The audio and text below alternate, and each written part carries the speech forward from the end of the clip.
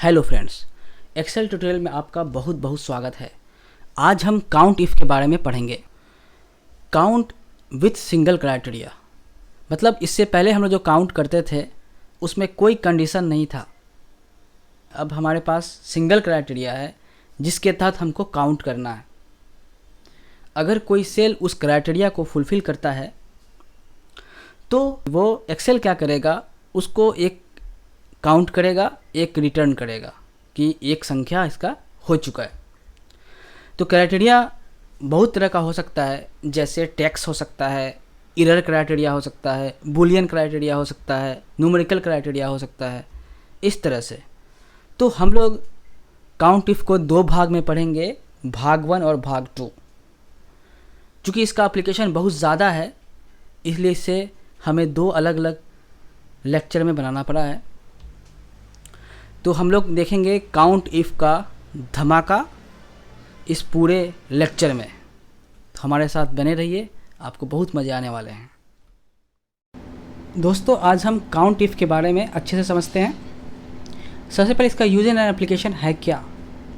जैसे एक टेबल आप समझिए। पहले ये एक मार्क शीट है, मार्क्स ऑब्टेन्ड बाय कुछ स्टूडेंट्स के द्वारा।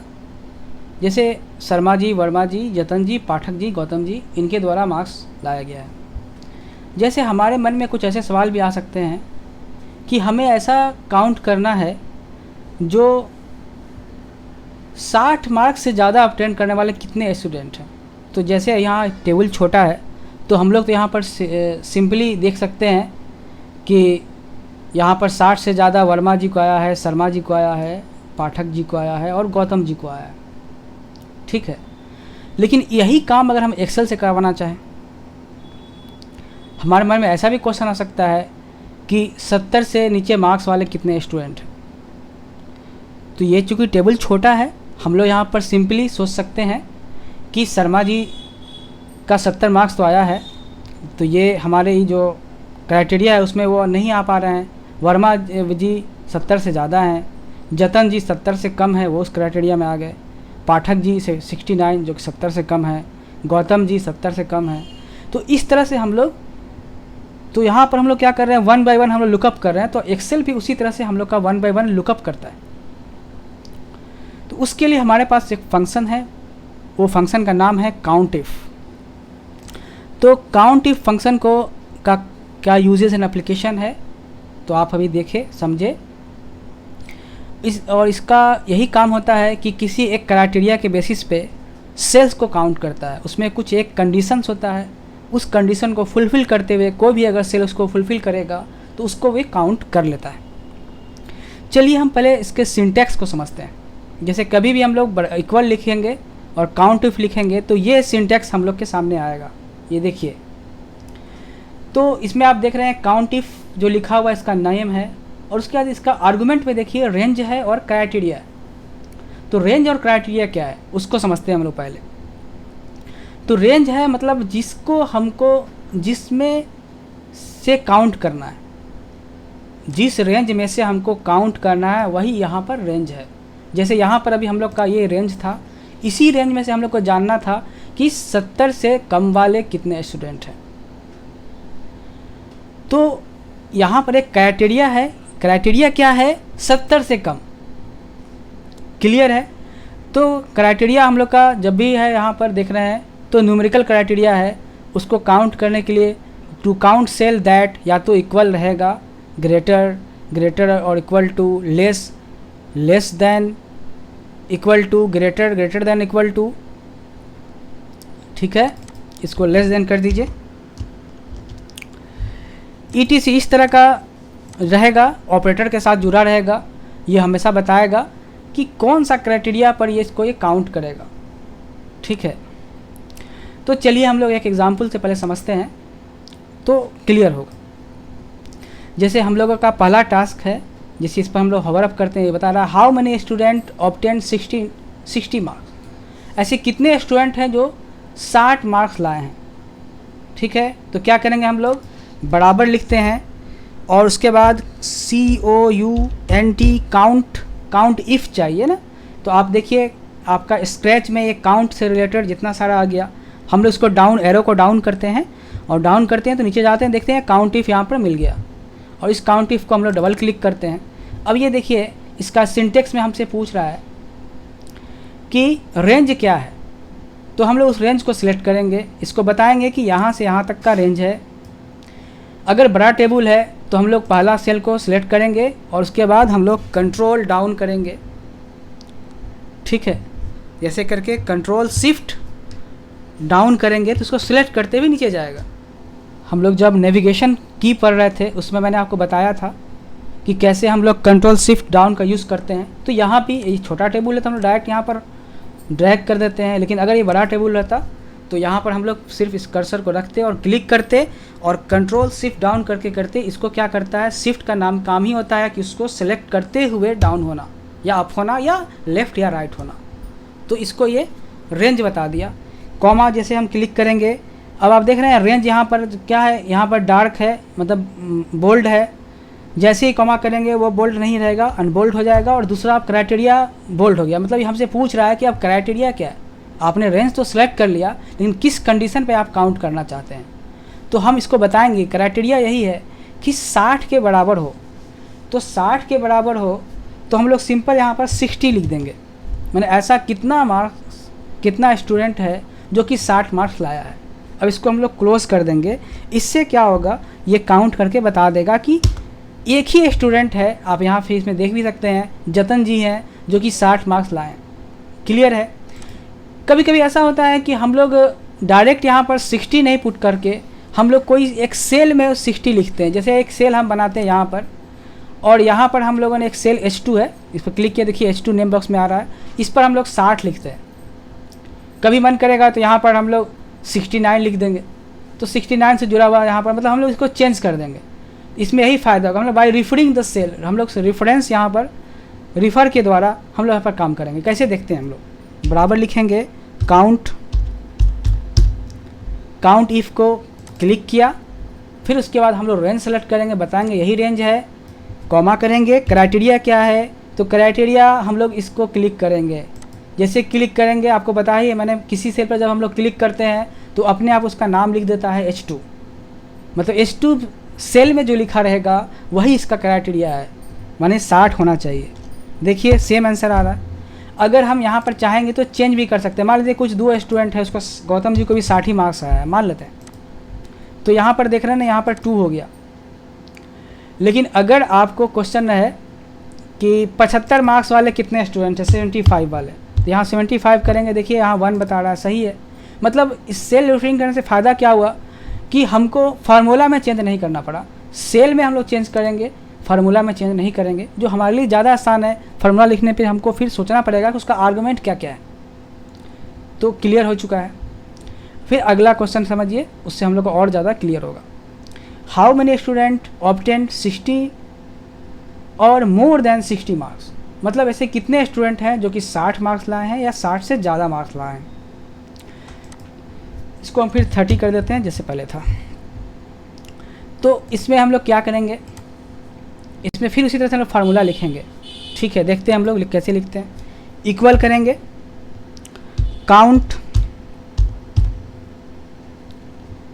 इक्वल किया हम लोगों ने, काउंट इफ को सिलेक्ट किया, देख रहे हैं यहाँ पर है।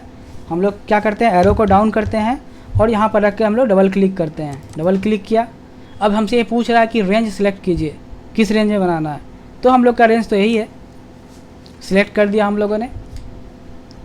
उसके बाद हम लोग उसको बताएंगे कि हम लोगों का जो ऐसा स्टूडेंट खोजना है जो कि ग्रेटर देन, मतलब ज़्यादा उससे मार्क्स वाला हो 60 से या बराबर हो। तो ग्रेटर का सिंबल, उसके बाद इक्वल का सिंबल, उसके बाद हम लोग 60 लिखेंगे।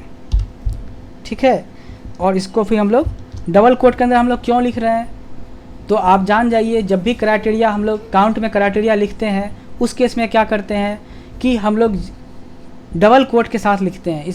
इसको ऑडियंस हमारे जान जाएं कि क्राइटेरिया जब भी ऑपरेटर के साथ लिखा जाएगा तो हमको कोट को डबल कोट के अंदर लिखना पड़ेगा। क्लियर है। तो हम लोगों ने क्राइटेरिया बता दिया कि ग्रेटर देन और इक्वल टू 60। ब्रैकेट को क्लोज कर देते हैं हम लोग, इंटर करते हैं। तो 60 से और 60 से ज़्यादा मार्क्स वाले कितने स्टूडेंट हैं आप यहाँ से भी देख सकते हैं। एक है जतन जी, 60 मार्क्स लाए हैं, 60 से ज़्यादा पाठक जी है, और ये चार जो हमारे स्टूडेंट हैं, ये चारों स्टूडेंट जो है वो कि इस क्राइटेरिया को फुलफ़िल कर रहे हैं। अगर हम लोग चाहते हैं तो बाय डायरेक्ट रेफरिंग सेल भी कर सकते हैं। कैसे? मतलब हम लोग यहाँ जो फार्मूला लगा था, यहाँ 60 नहीं करके हम लोग एक यहाँ पर सेल को रिफ़र करते, यहाँ पर सेल रिफ़र करेंगे, तो यहाँ पर 60 लिख देते हैं। और हम लोग क्या करते हैं, देखिए करके देखते हैं। चलिए पहले हम लोग क्या करेंगे, बराबर लिखेंगे काउंट इफ़, सेलेक्ट किया, रेंज बताएंगे, इसी रेंज से सिलेक्ट करना है।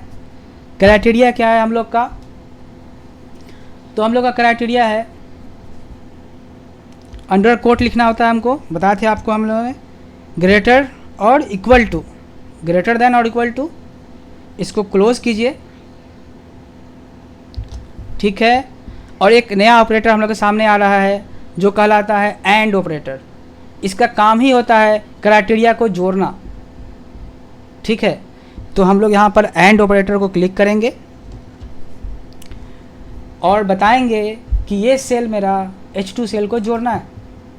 फिर से समझिए, हम लोगों ने क्या किया, अंडर कोट के अंदर हम लोगों ने ऑपरेटर को लिखा, उसके बाद एंड मतलब का काम ही होता है कि दो अलग अलग, दो या दो से अधिक क्राइटेरिया को जोड़ते हैं हम लोग।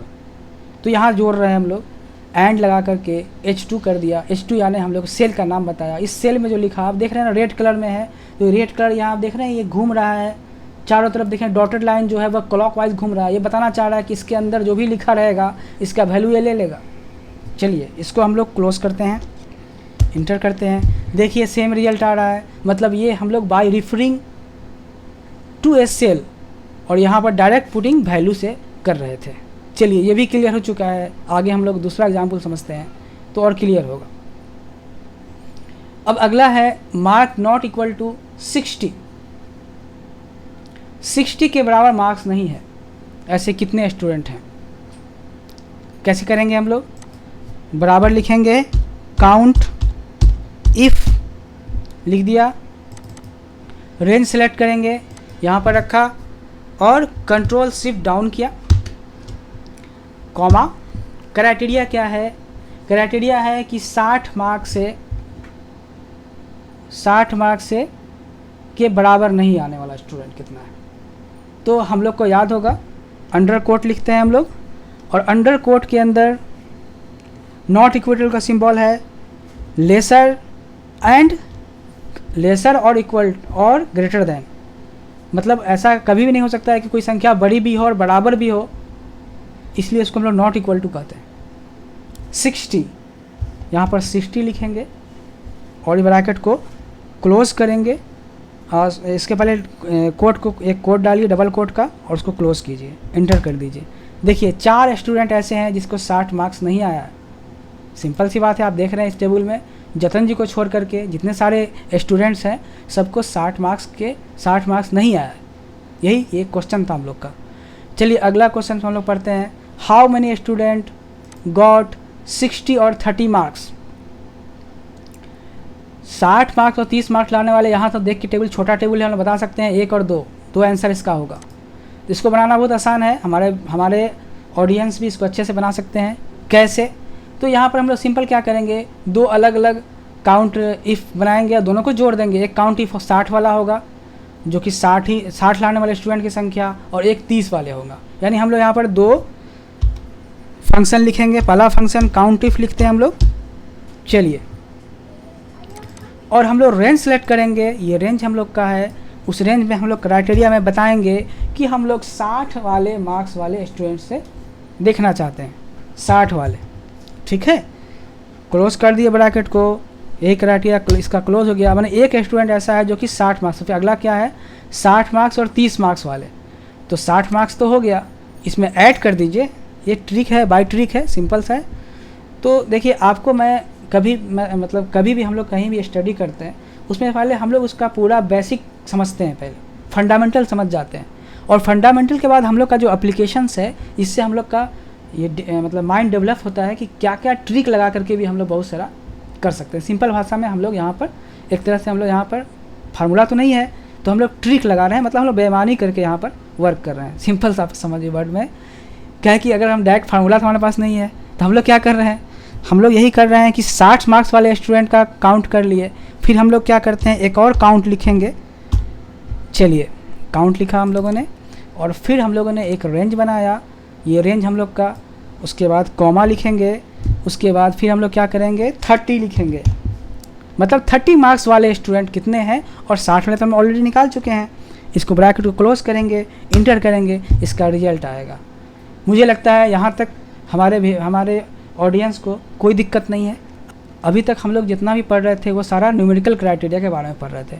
अब हम लोग टेक्स्ट क्राइटेरिया पढ़ते हैं, तो उसमें क्राइटेरिया जो होगा हम लोग का टेक्स्ट के रूप में होगा।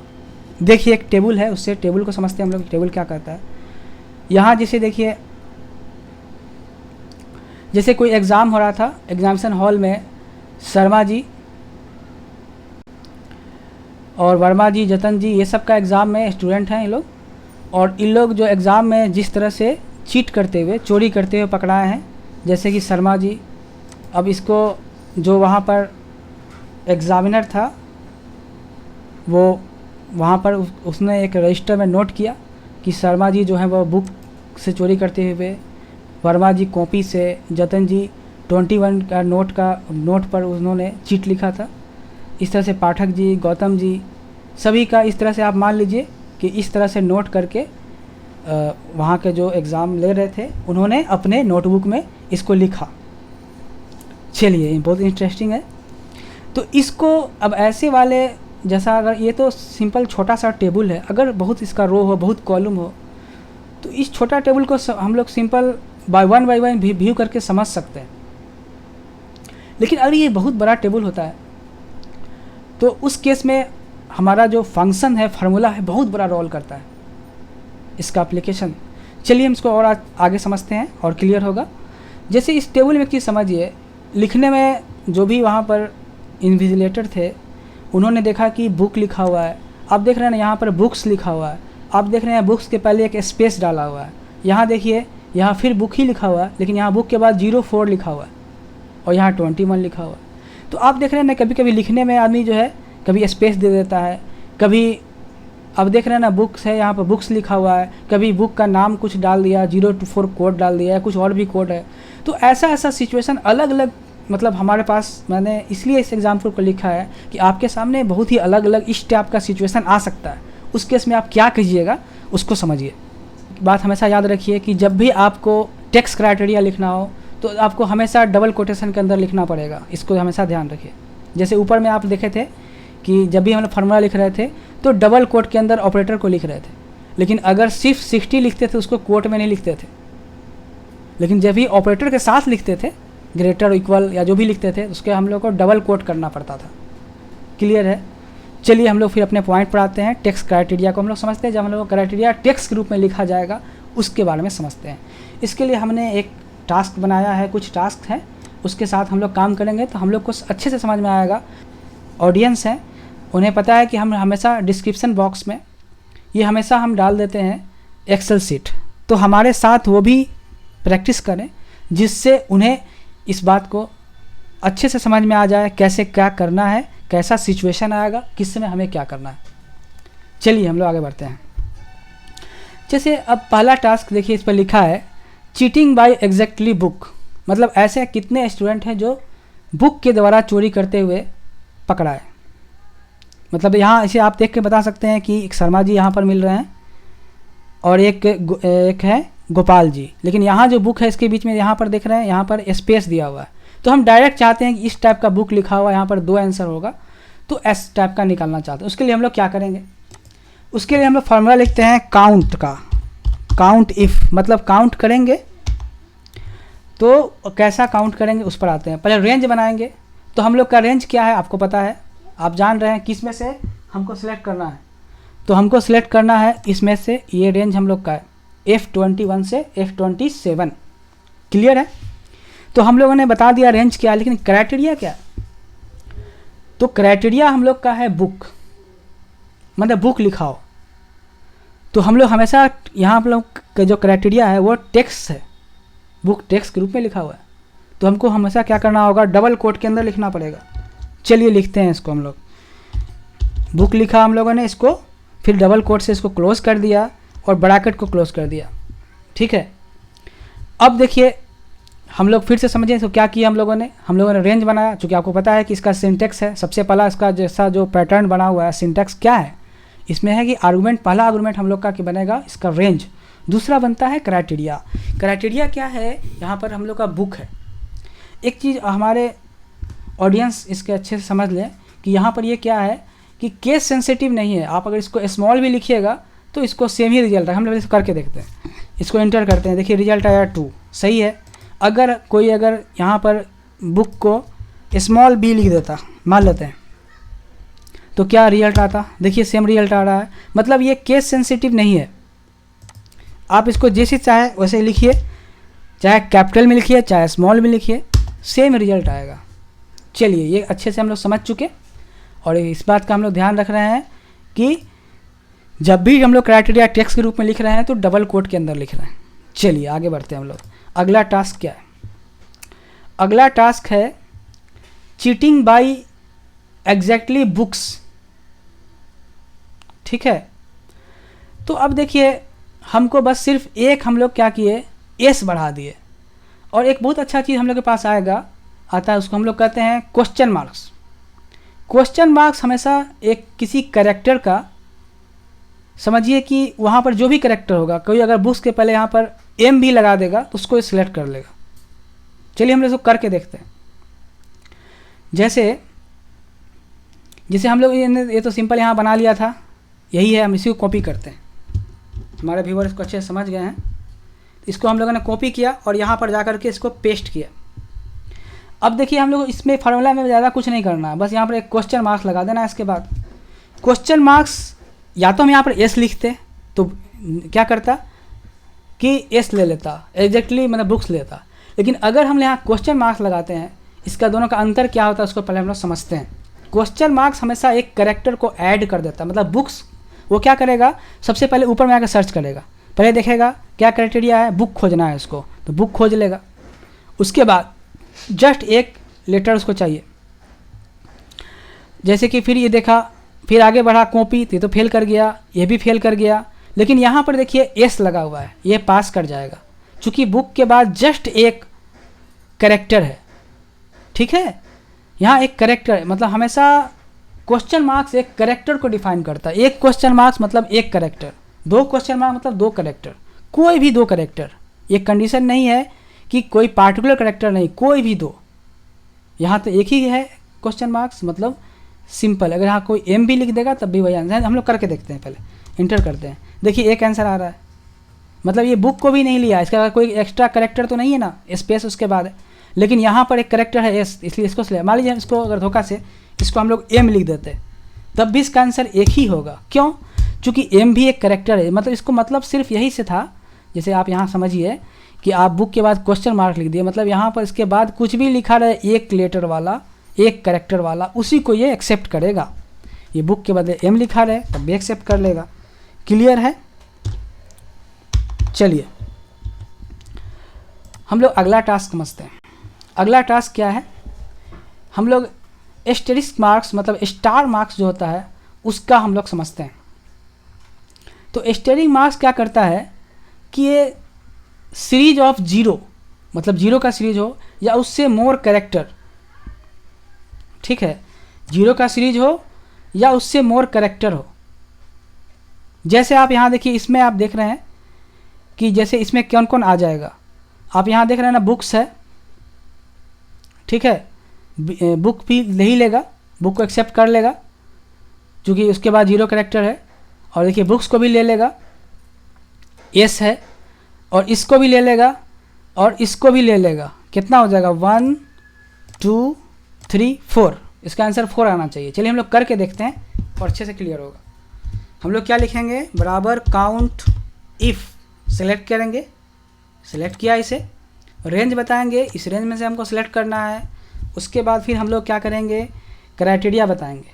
क्राइटेरिया में हम लोग का क्या होगा, डबल कोट के अंदर हम लोग बुक लिखने जा रहे हैं, बुक लिखा, और उसके बाद हम लोग स्टार लगा देते हैं, ठीक है, स्टार लगाया।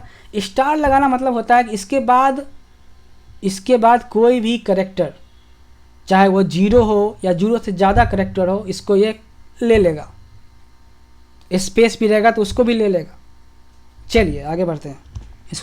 इसको पहले हम डबल कोट को क्लोज करेंगे, उसके बाद ब्रैकेट क्लोज करेंगे, इंटर करेंगे। इसका रिजल्ट 4 आया। क्यों 4 आया मैंने आपको बता दिया। चलिए, मतलब क्वेश्चन मार्क्स और हम लोग का जो एस्टेरिस्क मार्क है, ये दोनों को हम लोग अच्छे से समझ गए, इसका अलग अलग क्या क्या यूज़ है। चलिए, और हम लोग कभी कभी ऐसा हो सकता है ना कि देखिए बुक्स लिखने में पहले स्पेस डाला गया है, इसको भी ये ले लेना चाहते हैं अगर, तो हम लोग क्या करेंगे, दोनों तरफ मार्क्स दोनों तरफ लगा देंगे। देखिए यहाँ लगा देते हैं, यहाँ भी स्टार लगा दिए। देखिए अच्छे से समझिए, हमारे जो ऑडियंस हैं बहुत स्मार्ट हैं, वो समझ सकते हैं इस बात को कि हम लोगों ने क्या किया। बुक्स के पहले भी हम लोगों ने स्टार लगा दिया और बुक के बाद में स्टार लगा हुआ था, मतलब कि बुक्स के पहले भी अगर स्पेस हो या कुछ लिखा हो, मतलब इसका मतलब क्या हुआ कि ऐसा हम लोग का जो सेल में वो कैसे करेगा, पहले से पहले ऊपर में जाएगा, पहला सेल चेक करेगा। पहला सेल में हम लोग का जैसे एक्सेल वर्क करता है वैसे मैं आपको बताना चाहता हूँ। रेंज में क्या करता है, वो सबसे ऊपर से जाता है, वो देखता है कि बुक में यहाँ जो बुक लिखा हुआ है क्या इस क्राइटेरिया को फुलफ़िल कर रहा है। यस, फुलफ़िल कर रहा है, बुक लिखा हुआ है, मतलब इसमें बुक है। इसमें गया, देखा कि नहीं ये तो फेल हो गया, इसको टिक आउट नहीं किया, ये फेल। फिर आगे गया 21, इसको भी पहले ही फेल कर दिया, इसको सिलेक्ट नहीं करेगा, काउंट नहीं करेगा। फिर यहाँ देखा कि यहाँ बुक तो लिखा हुआ है सही है, उसके बाद स्टार लगा हुआ है, तो इसको तो काउंट कर लेगा, क्योंकि स्टार का मतलब ही होता है कि उसके बाद जितना लिखा हो। उसके पहले लिखा वाला देखिए यहाँ पर स्पेस है, इसको भी एक्सेप्ट कर लेगा। यहाँ पर देखिए कुछ नहीं लिखा आगे पीछे, इसको एक्सेप्ट कर लेगा। इसके आगे देखिए 04 लिखा हुआ है, इसको भी एक्सेप्ट कर लेगा। ठीक है, मतलब स्टार लगाने से क्या क्या रिजल्ट आ गया, इसका आंसर आना चाहिए 5। क्लियर है, तो हम लोग इसको भी समझ गए। हाँ, कभी कभी ऐसा होता है कि हमको ये पूरा इसको काउंट करना हो, इनमें पूरा कितना सारा, तो हम लोग क्या करते हैं, सिंपल स्टार लगा देते। चलिए हम लोग करके देखते हैं इसको। हम लोग बराबर लिखे, काउंट इफ किया, काउंट इफ को सिलेक्ट किया, और हम लोग बताएंगे ना इस रेंज है, यही रेंज है हम लोग का। उसके बाद हम लोग क्या करते हैं, डबल कोट के अंदर स्टार लगाते हैं। ठीक है, क्लोज कर दीजिए। अब स्टार मतलब आप समझ गए होंगे कि ये जितना सारा कैरेक्टर्स है उस सारे को एक्सेप्ट कर लेगा। ठीक है, चलिए करके देखते हैं। देखिए इसका रिजल्ट 6 आ रहा। क्लियर है, आप देख रहे हैं ना, 6 कैरेक्टर है, ये 4 और ये 6। क्लियर हो चुका है। 21 को एक्सेप्ट नहीं किया, लेकिन इसको कर लिया, क्योंकि जितना सारा टेक्स्ट था उस टेक्स्ट को ये ले लेता है। 21 टेक्स्ट नहीं है, इसको नहीं लिया। सारे टॉपिक्स को भलीभांति कवर किया है। दोस्तों, अगर आपको हमारा वीडियो लाभदायक लगता है तो लाइक शेयर सब्सक्राइब ज़रूर करें, जिससे दूसरे ज़रूरतमंद को भी इसकी सहायता मिल सके। बाय, अपना और अपनों का ख्याल रखें।